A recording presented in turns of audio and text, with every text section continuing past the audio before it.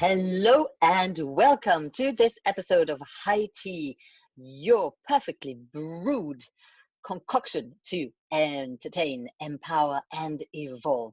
And in this episode, Lars Friedrich and I have brewed together the topic of the art of business.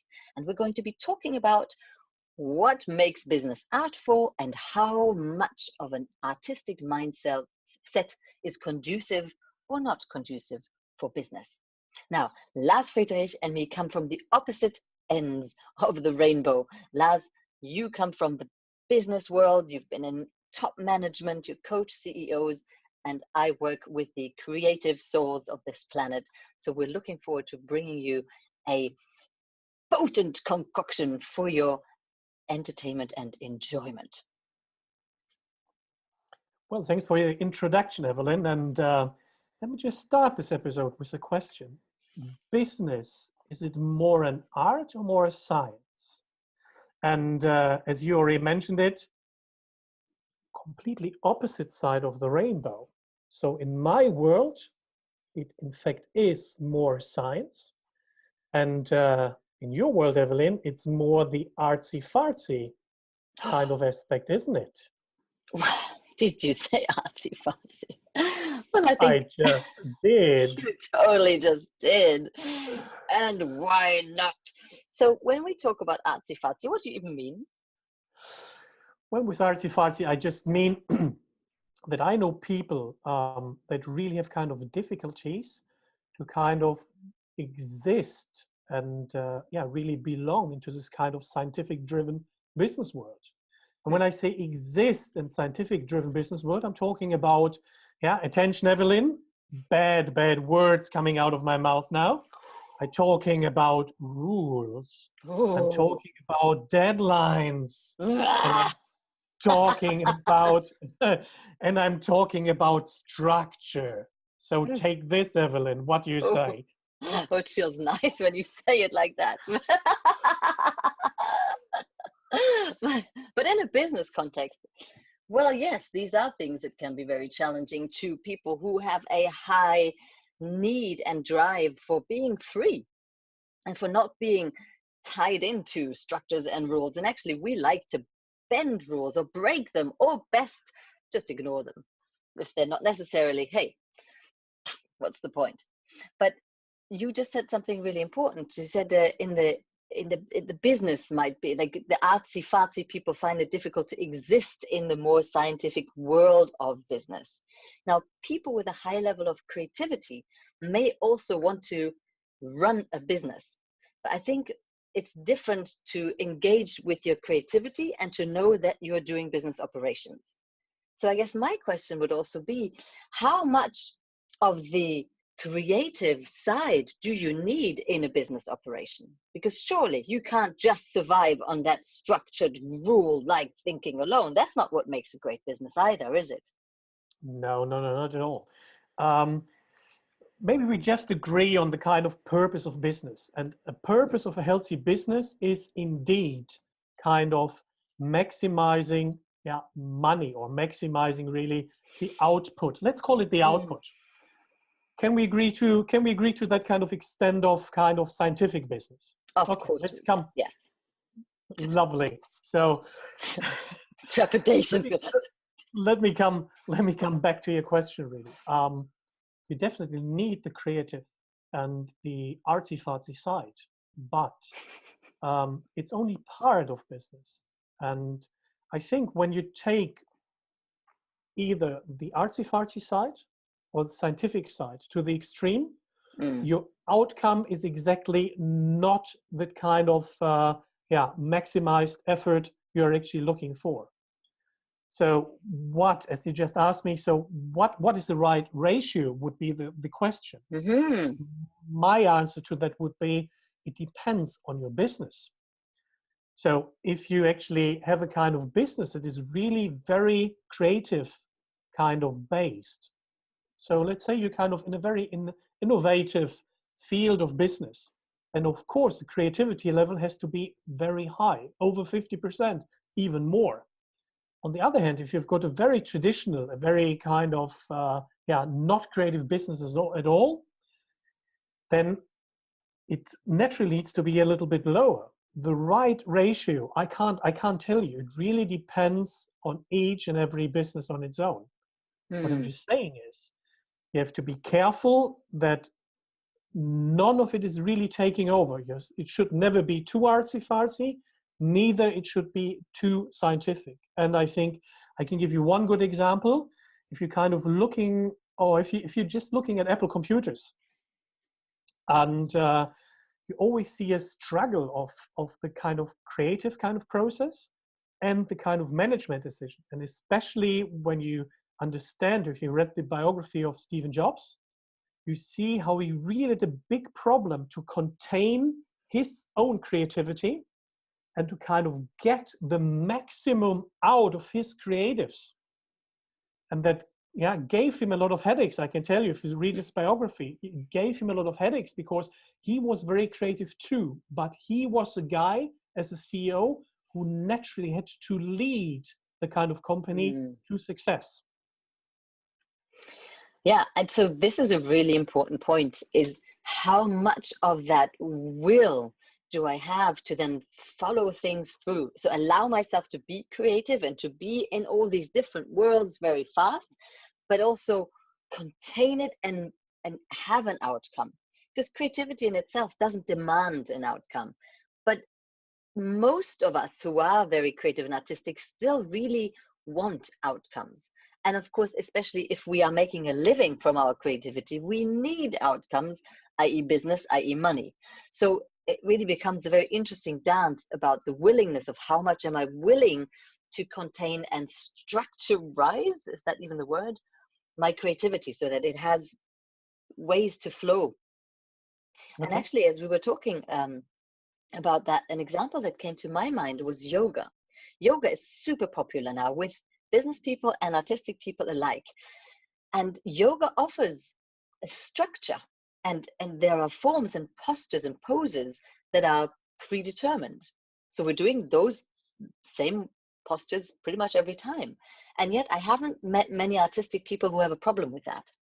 So it's not that we can't adhere to structure, but it's the way in which it's presented that makes a huge difference. And I found that, especially for artistic souls, yoga can be very, very beneficial because it allows us to go into a structured space, but with such a gentle energy. Mhm. I understand what you're talking about, but I've got a question for you. Go for it.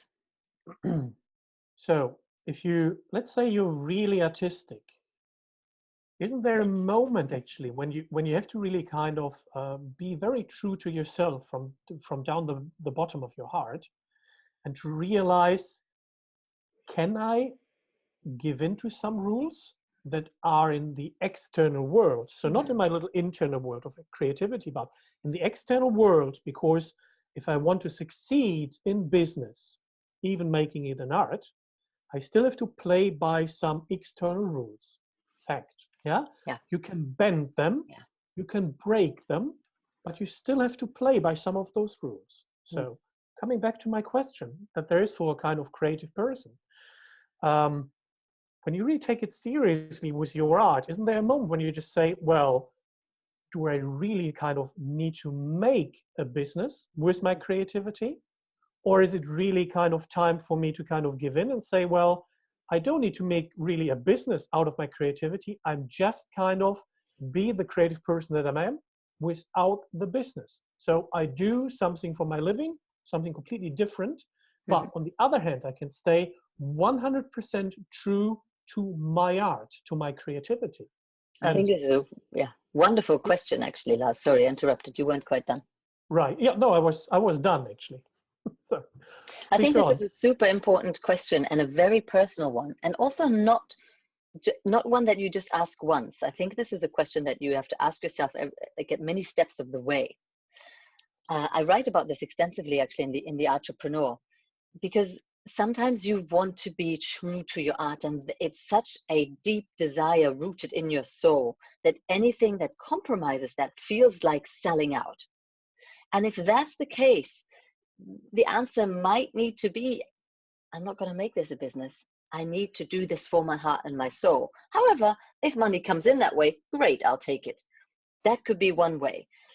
And sometimes when the goal is to make a living from your creativity, then that needs to take priorities, and then we need to make compromises on the art. That for many artistic people can be really challenging. I work with that with my clients as well. It's like, where is your flexibility there? So let's take pop music, for example. Pop music is a very mainstream art form. So it's an art form that relies on popularity, on many people liking it. But chances are, when you're expressing something, that you have a very subjective way of bringing that across. So that there will be, the clash at some point. Like, do I change this chord because it's too quirky, but it would be more mainstream if I did this, or did I take it back? And these are really personal decisions to make. I know that certainly for myself, at one point, I made the decision to be more arty about my music and not make that my living, because it was more important to me to self-express than to sell. But I would never ever judge anyone doing the opposite. But that's also where craft and art can mix.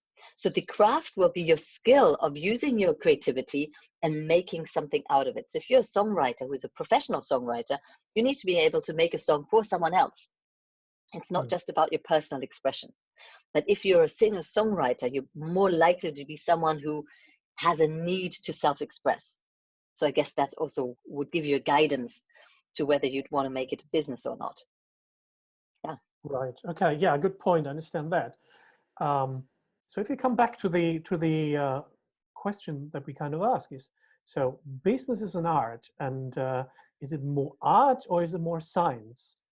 Can we agree to the point that we just say, well, it's actually both, but the art bit is that you have to kind of make it, you have to customize it to the needs of your business, and of course to the needs of the market, because otherwise you will never be successful. And by doing it, of course, yeah, you can bend rules, you can break rules, we talked about it, but Yeah. you have to be very aware that you still need to kind of play by some rules, the market, so external kind of sources actually kind of giving you that you need to play by those rules. Otherwise, you won't really have a chance with your business in the kind of bigger market.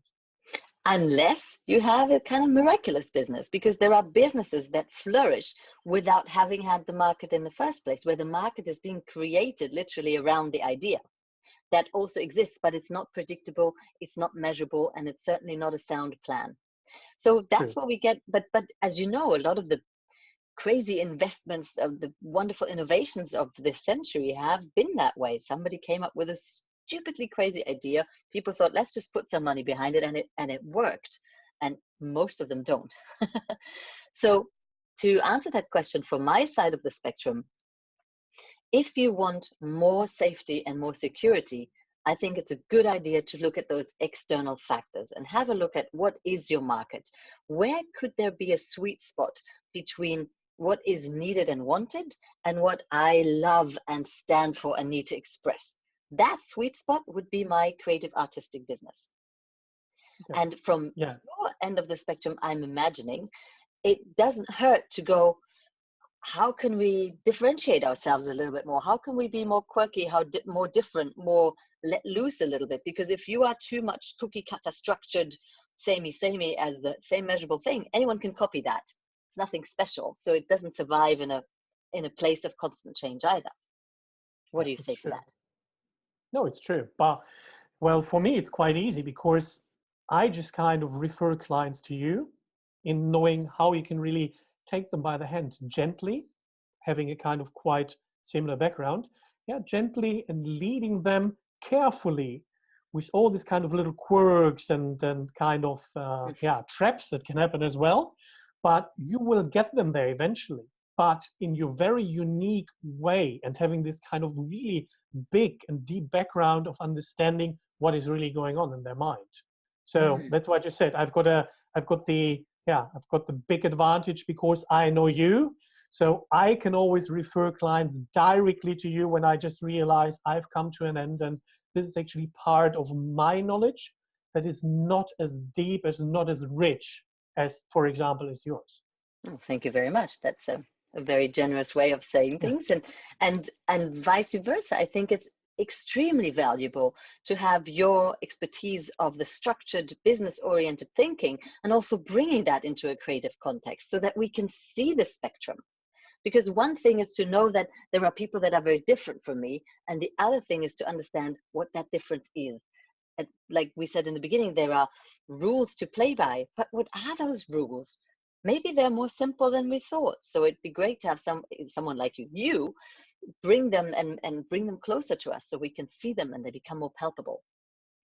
Well, thank you. Yeah, I have to thank you now. And I just think it's always very interesting if you've got two people actually on the completely different sides of the rainbow.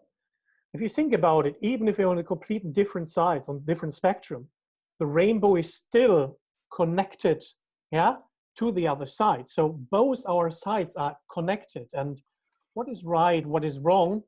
Well, in the end, we don't know, and probably nothing is right and wrong. As I just said, we're just connected, and we'll get the best out of it. And it's always a question of really getting spot on, getting very customized solution for each and every client. Artsy fartsy, more scientific based. It doesn't matter in the end because Business box. we will get the right mixture, and the same right mixture. Yeah, how we brew our tea. This is how we actually brew our kind of customized solutions for our clients as well. Wonderfully said. Thank you, Lars. And this was a very enjoyable coloring of this topic. I hope you, the audience, found this very useful as well. If you'd like to know more about how business and art play together, how your creativity can infuse your business, and how your structured thinking and how business rules could really help you improve in your creative business, then do let us know in the comments below. There is so much more where this came from, isn't there, Lars? Absolutely. Yeah, I think we can easily kind of make one or even two more episodes out of it because we are full of more ideas.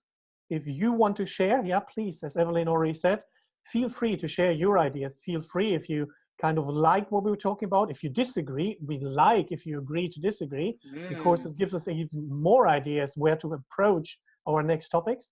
Just communicate with us. Just let us know, and let Evelyne know. Let him know. Let us know.